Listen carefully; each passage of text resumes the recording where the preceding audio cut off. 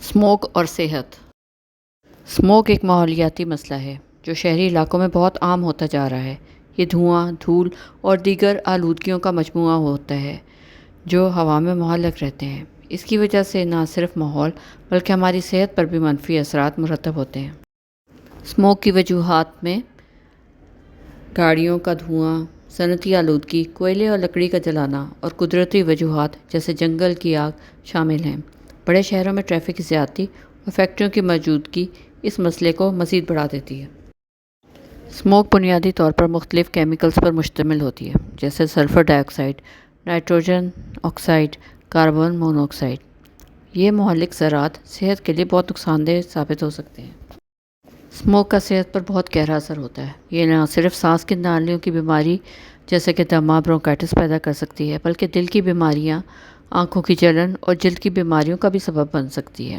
کمزور مدافعتی نظام رکھنے والے افراد جیسے بچوں اور بوڑھوں پر بھی اس کے اثرات زیادہ دباؤ کن ہوتے ہیں۔ سانس کی بیماری۔ اسموک سانس کی نالی میں سوزش اور جلن کا باعث بنتی ہے۔ اس کی وجہ سے دمے کی بیماری بڑھ سکتی ہے۔ طویل عرصے تک اسموک میں رہنے والوں میں پھیپھڑوں کی کارکردگی میں کمی آ سکتی ہے۔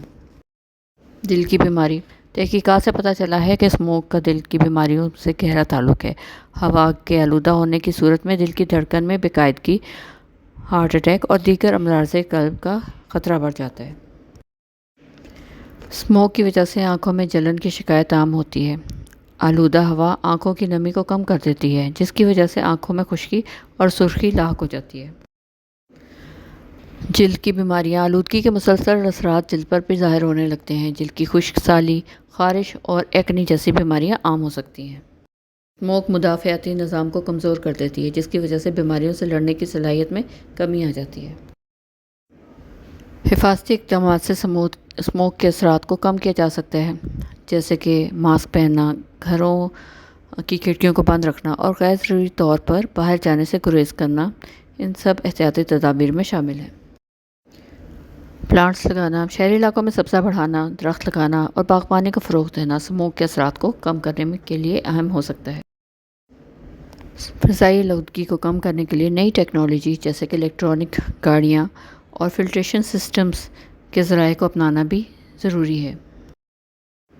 عوام کو چاہیے کہ حکومت کے لیول پر جو آگاہی مہمات چلائی جاتی ہیں اسموک سے متعلق ان کو توجہ سے سنیں تاکہ اسموک کے خطرات سے واقف ہوں اور احتیاطی تدابیر اختیار کریں۔